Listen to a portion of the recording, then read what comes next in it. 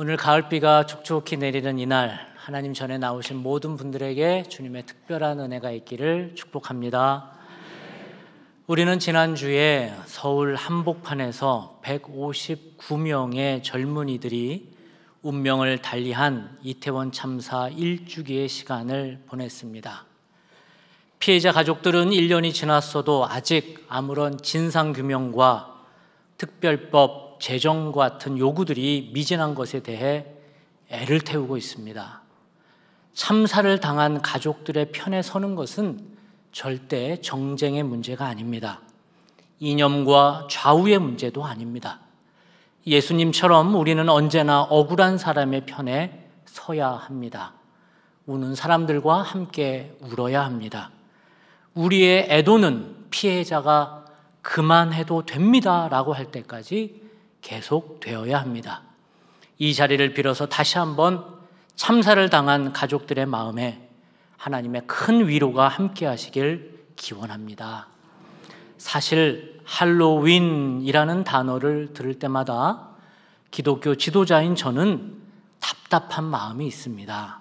왜냐하면 이 단어는 원래 거룩한 단어였는데 세상에 빼앗겼기 때문입니다. 할로윈이라는 영어는 할로우라는 단어와 이브의 합성어입니다. 할로우라는 단어는 평소 영어로도 잘 쓰지 않는 단어이지만 우리가 익숙한 주기도문 영어 버전의 첫머리에 등장하는 단어가 이 할로우라는 단어입니다. 한번 화면을 보시면 주기도문 영어 버전은 이렇게 시작합니다. Father in heaven, hallowed be your name. 하늘에 계신 우리 아버지, 아버지의 이름을 거룩하게 하시며. 이 hallow라는 말은 거룩하게 하다, 성스럽게 하다라는 동사입니다. 그런데 명사로도 쓰이는데 명사형은 거룩한 사람이라고 뜻을 가지고 있습니다. 그리고 이브라는 말은 여러분 잘 아시는 이브입니다. 크리스마스 이브라는 말이 무슨 말이에요? 크리스마스 전날이라는 말입니다. 그렇게 할로윈이라는 말은 할로우라는 단어, 거룩한 자들, 그리고 이브가 합성이 돼서 할로윈이 되는데 이것을 풀어서 얘기하면 거룩한 사람들을 기리는 그 날의 전날이라는 말입니다. 그러면 거룩한 날이라는 그 날은 언제일까요? 우리 개혁교회 교인들, 우리는 교회력으로 지키지 않지만 교회 전통에서 신앙을 지키다가 순교한 사람들이 있지 않습니까? 그 사람들의 그 순수성 그리고 하나님을 향한 열정을 기리고 싶어서 365일 중에 하루를 그들을 기억하는 날로 삼자라고 해서 날을 정합니다. 그때가 언제냐 하면 11월 1일입니다. 그때를 우리나라 말로 번역을 하면 모든 성스러운 사람들을 기리자 해서 만성절 이렇게 얘기를 합니다. 이것을 영어로 풀어서 얘기하면 All Saints Day 혹은 All Hallows Day라고 얘기를 해요. 그날이 언제라고요? 11월 1일입니다. 근데 이 날이 얼마나 중요했으면 크리스마스처럼 이브에 모여서 이 날을 우리가 준비를 하자라고 하는 거예요. 그래서 할로우라는 단어와 이브의 V가 뒤로 가면서 명사형 종결음이 N이 되면서 할로윈이 된 것입니다. 이 말은 거룩한 의미예요. 이 할로윈이라는 말은 우리의 신앙의 선배들을 기억하는 날이 바로 10월 31일, 곧 올 11월 1일을 기억하자고 모여서 그 성의를 준비하는 날이 언제라고요? 10월 31일 할로윈이라는 겁니다. 거룩한 의미입니다. 그런데 지금 드린 말씀과는 전혀 다르게 어떤 이야기가 있었냐면은 유럽에서는 11월 1일부터 동절기가 시작된다고 믿었어요. 그런데 유럽에서는 어떤 전래동화처럼 내려오는 민담이 있었냐면은 11월 1일 날 귀신들이 북쪽에서부터 동장군, 추운 겨울을 데리고 내려오니까 그 전날 10월 31일 날 우리 사람들이 그 귀신보다도 더 무서운 복장을 하고 가면을 쓰고 그들이 오는 전날 모여서 축제를 하자. 그러면 그 동장군들이 내려오다가 우리 보고 도망갈 것 아니냐라고 해서 10월 31일 날 그들이 모여서 전혀 할로윈과는 상관없이 그 복장을 하고 즐겼던 그런 문화가 있었습니다. 그런데 후에 이 10월 31일 날 다음 날을 지키는 거룩한 의미의 할로윈이라는 거룩한 날과 유럽의 전래 동화로 내려왔던, 전래 동화처럼 믿고 내려왔던 그 민담의 문화들이 섞여서 지금의 할로윈이 된 것입니다. 순교자들과 성인들을 위한 날의 거룩함의 진짜 의미는 없어지고 귀신 복장만 하는 날로 이 할로윈 데이가 변질된 것입니다. 할로윈은 원래 거룩한 단어였는데 유럽 전래 동화와 미국의 자본주의가 합쳐지면서 그 의미를 빼앗아 버린 겁니다. 가짜가 진짜로 둔갑한 채 진짜 할로윈의 의미인 순교자들을 기억하는 일은 없어지고 모두가 가짜 할로윈만 기억하게 되었습니다. 이렇듯 과거의 믿음의 선배들이 지켜왔던 전통을 올바르게 계승하지 않는다면 우리의 자녀들, 다음 세대들은 무엇이 진짜인지를 모르고 살아갈 수 있다라는 것입니다. 오늘 본문의 이야기가 그렇습니다. 모세는 40년간 광야에서 이스라엘을 이끌었습니다.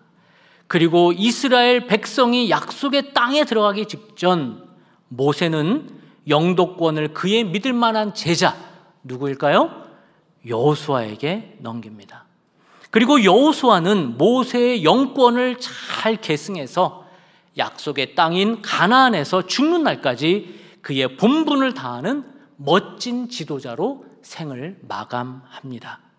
또한 그는 그의 지도력과 함께 나눠서 동역할 장로들을 세우고 그 장로들과 아름다운 협력 관계를 맺었고 그와 그의 장로들의 리더십이 건강한 동안 이스라엘은 여호와를 잘 섬기게 되었다고 성경은 말하고 있습니다.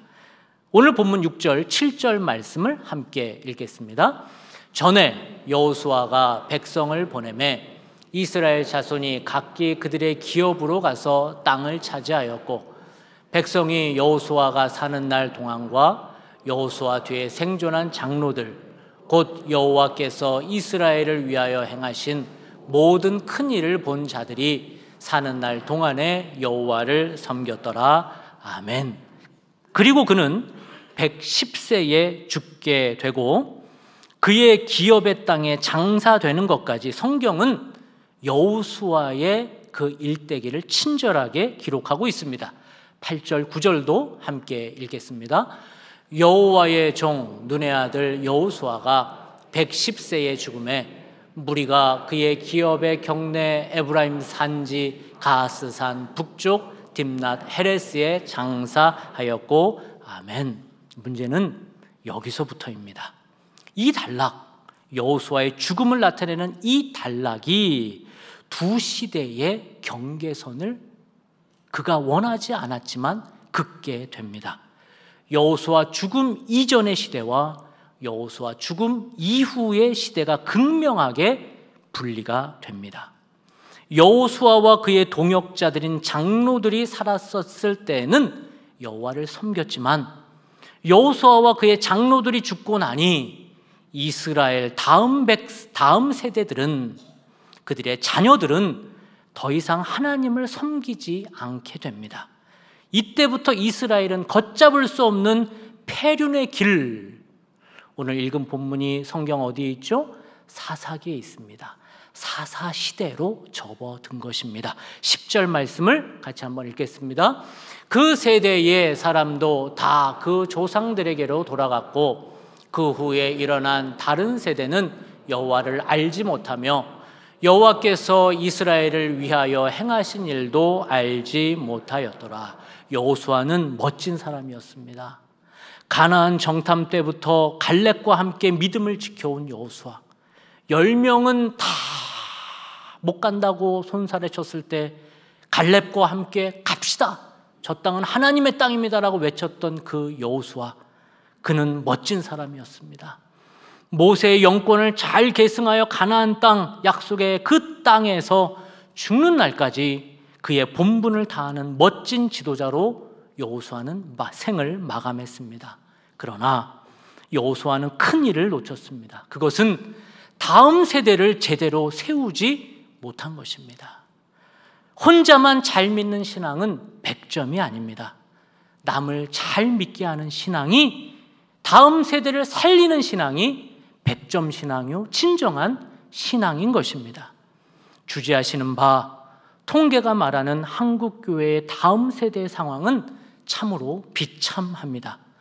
통합 측 서울의 어느 노회의 통계에 따르면 코로나 이후 교회 학교를 운영하는 교회는 전체 교회의 57%밖에 되지 않고 나머지는 코로나를 지내면서 어린이들이나 청소년들이 어디 간지 알 수가 없다고 합니다. 이런 추세로 가면 2030년, 2050년이 아니라 2030년까지 한국교회 교회 학교는 90%가 사라질 것이라고 경고하기도 합니다. 여러분, 지금 초중고등학교에서 우리 아이들, 전체 아이들 중에 크리스찬 인구가 몇 프로나 되신 줄 아십니까? 5%밖에 안 됩니다.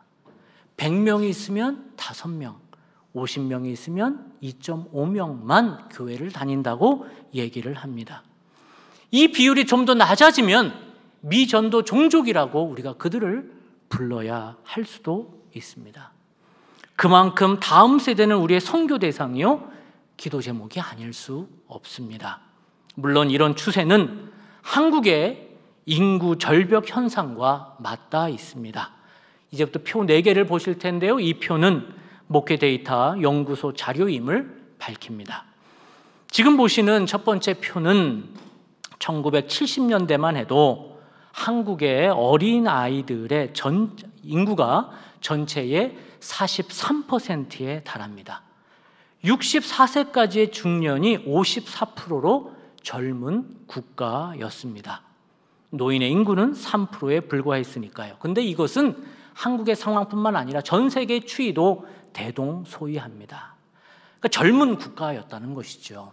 마치 우리가 동남아에 여행을 하다 보면 캄보디아나 베트남에 가면 젊은이들이 많지 않습니까? 그런 분위기를 1970년대 우리도 가지고 있었다는 것이지요. 그런데 작년 2020년 표를 한번 보십시오. 아이들의 인구가, 비율이 어떻게 급락합니까? 12%로 떨어집니다. 근데 이 비율은 전체 세계의 비율이 25%에 비하면 반밖에 되지 않는 정말로 위기라는 겁니다. 특별히 지금 우리 잠옷실에 우리 아이들을 데리고 있는 귀한 우리 엄마 아빠들이 계신데 저들이 얼마나 귀한 일을 하는지 몰라요? 우리 박수 한번 보낼까요? 네. 네. 정말 우리 아이들의 울음소리가 너무나 귀한 시대가 되어버렸습니다. 이러다 보니까 이런 인구 절벽 시대에 교회 학교 인구의 감소는 어찌 보면 교회 학교가 문제가 있는 것이 아니라 우리 한국이 처한 현실을 그대로 반영한 거라고 볼 수 있습니다. 그런데 표 2를 보시면 문제는 교회 학교 학생의 감소 속도가 일반 학생의 감소 속도보다 1.3배나 빠르다는 겁니다. 2020년 자료에 보면 일반 학령 인구가 811만에 비해서 2020년은 547만이 되어서 32% 정도가 감소를 했는데 교회 학교 인구는 41만에서 24만으로 42%나 감소를 했다는 겁니다. 1.3배가 더 빠르게 우리 교회 학교 아이들이 교회를 오지 않는다는 거예요. 다음 표를 보시면 그럼 왜 우리 아이들이 교회를 오지 않는가? 그들에게는 장애물이 있다는 얘기예요. 허들이 있다는 얘기예요. 그 첫 번째 허들은 우리가 다 아시다시피 학업에 대한 스트레스입니다. 주일날 오전에도 과외를 가야 되고 학원을 가야 되는 일에 그들이 내몰리고 있다는 겁니다. 그런데 이 다음 표가 저는 조금 충격적이었는데요. 그러면 두 번째 허들이 무엇이냐? 다음 표 따란. 네. 다음 표에 보면 그러면 이들을 그렇게 학원으로 내모는 사람들이 누구냐 봤더니 부모라는 거예요. 근데 더 무서운 것은 이 부모 중에 맨 오른쪽 표를 보시면 교회를 다니는 엄마 아빠를 넘어서서 교회 중직자, 안수집사, 권사, 장로의 아이들이 교회를 부모들이 그 중직자들이 교회 가는 것을 막고 있는 퍼센테이지가 27%. 10명 중에 3명 가까이 이놈아 시험 기간인데 지금 어디를 가는 거야? 학원 가야지 라고 얘기를 하는 지금의 현 시대라는 것입니다. 제가 다른 교회에서 사역을 할 때 교회 학교 선생님들을 만나면 선생님들이 이런 하소연을 합니다. 목사님, 꼭 부모들에게 신앙교육을 해주세요. 교사인 우리가 우리 아이들에게 주중에 전화 신방이라도 해서 너 지난주 빠졌는데 다음 주에는 꼭 와라 라고 독려를 하려고 집에 전화를 하면 부모들이 중간에 전화를 받는다는 거예요. 근데 그 부모들이 왜 우리 아이 귀찮게, 교회 다니는 부모들이 하는 말이에요. 귀찮게 자꾸 전화하느냐, 왜 공부 방해하느냐 라는 식으로 얘기를 하는 그러한 전화를 받으면 저희들의 사기가 많이 떨어집니다 라고 교사들이 얘기를 한다는 거예요. 이것이 지금 한국 교회의 교회 학교를 바라보는 부모의 그리고 교회의 현실이라는 겁니다. 그러나 여러분도 느끼시겠지만 수원성 교회는 남다른 것 같습니다. 수원성 교회 교회 학교는 참으로 역동성이 있습니다. 제가 부임하고 교회 학교를 두 군데를 우선 방문을 했습니다. 중등부와 고등부의 예배 현장을 참석해보고 또한 소년부까지는 제가 교사들과의 간담회도 가져봤습니다. 예배가 참으로 역동성이 있었습니다. 메시지를 전하는 교역자나 그것을 받아먹는 우리 아이들이 정말 역동적으로 예배에 참석하는 것을 보았습니다. 교사들과 함께 모였을 때도 그들이 정말 사명감을 가지고 선생의 직분을 감당하려고 하는 그 고마움이 제게 있었습니다. 유아부나 소년부까지 정말로 얼마나, 그리고 넘어서 중등부와 고등부까지 우리 교회는 참으로 귀한 헌신된 분들이 많다는 것입니다. 더 나아가서 우리 교회가 중요하게 역할하는 허리의 역할을 감당하는 청년교구와 유바디 교구가 아주 건강합니다. 그동안 안광수 담임 목사님과 장로님들 그리고 교회의 모든 성도들이 함께 비전을 가지고 애써 주셨던 결과임이 확실합니다. 그럼에도 불구하고 부탁드리고 싶습니다. 더욱더 다음 세대를 향해 투자해야 합니다. 아무리 IMF가 와도 코로나가 와도 정부에서는 기초과학계 R&D 분야의 예산을 그리고 교육부 예산은 깎지 않았습니다. 여러분, 농촌에서 가뭄이 와도 뭐를 먹지 않습니까? 종자씨는 먹지 않습니다. 신앙교육도 더욱 그렇습니다. 교육자들에 대한 투자, 교회 학교에 대한 지원, 청년교구와 유바디 교구에 대한 후원은 아끼지 말아야 할 것입니다. 청년교구와 유바디 교구는 교회에 부리는 일꾼들이 아닙니다. 이들은 우리가 다음 세대를 바라보고 지원하고 지지하고 투자해야 될 대상입니다. 이들에게 당장 아웃풋, 결과가 나오지 않는다고 이들을 채근하지 말아야 할 것입니다. 목회는 농사입니다. 뭐라고요? 농사입니다. 농사를 짓는 마음으로 기다려야 합니다. 씨를 심어놓고 언제쯤 나오나, 이놈이 언제쯤 싹이 트나 보려고 땅을 헤집고 보면 그 씨는 뿌리를 내리다 죽게 마련입니다. 심어놓고 기다리면서 물을 주고 기다리면서 하나님의 때가 오게 되면 그들은 감당할 수 없는 열매를 맺게 될 줄 믿습니다. 1947 보스턴이라는 영화가 있습니다. 1936년 베를린 올림픽에서 일장기를 가슴에 달고 마라톤을 뛴 송기정 마라토너의 뒤를 이은 서윤복 선수의 이야기를 그린 영화입니다. 저는 그 영화를 보다가 제가 아주 존경하고 참으로 귀한 한국 기독교의 중요한 인물을 그린 것을 보고 얼마나 고마웠는지 모릅니다. 그 영화를 보면 송기정 선수와 함께 이야기를 나누는 그 속에서 아주 중요한 한국교회 인물 한 분을 소개하는데, 그분은 양정 보통학교의 교사이셨던 김교신 선생입니다. 그는 일본에서 일본으로 유학을 하던 중 우찌무로 간조라는 귀한 선생을 만나서 그가 기독교를 알게 되고 그 생명을 가지고 한국으로 돌아와서 어떻게 하면 독립운동을, 그리고 어떻게 하면 믿음의 후학들을 양성할 수 있을까 평생 애쓰고 헌신하신 분이십니다. 그는 한국의 미래는 다음 세대를 신앙으로 기르는 것이다라고 주창하면서 믿음의 사람들을 키웠습니다.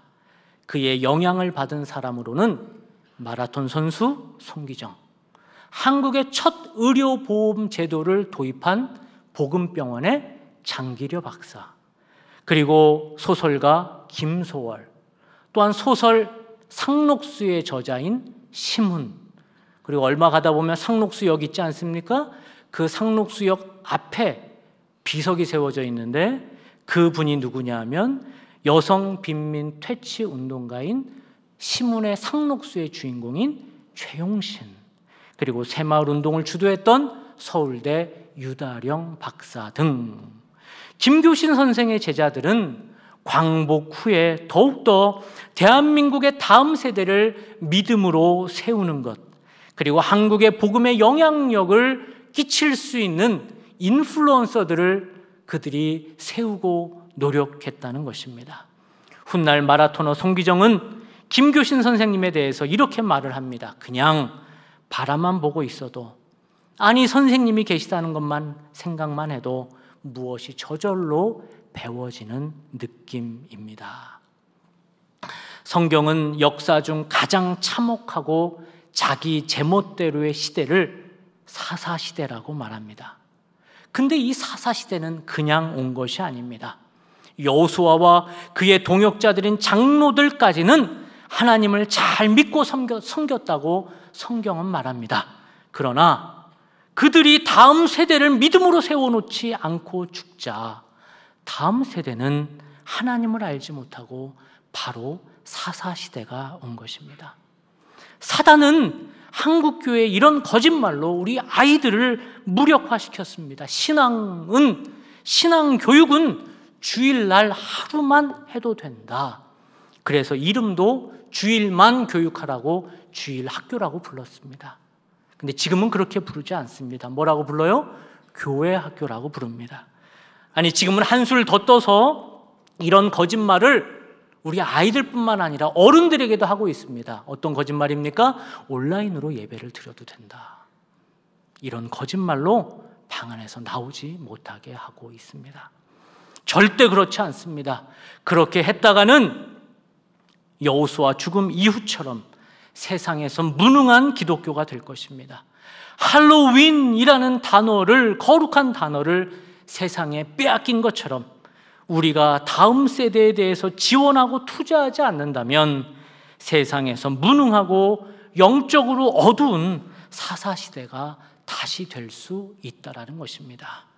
사랑하는 수원성교회 성도 여러분, 우리 수원성교회는 세상에 전전긍긍하는 교회가 아니라 여호수아처럼 우리 당대만 잘 믿고 끝나는 기독교와 신앙인이 아니라 우리의 아이들의 세대, 우리의 아이들의 다음 세대가 더욱 흥왕하여 부흥하여 다시 한번 하나님의 부흥을 경험하는 교회가 되어야 될 것입니다.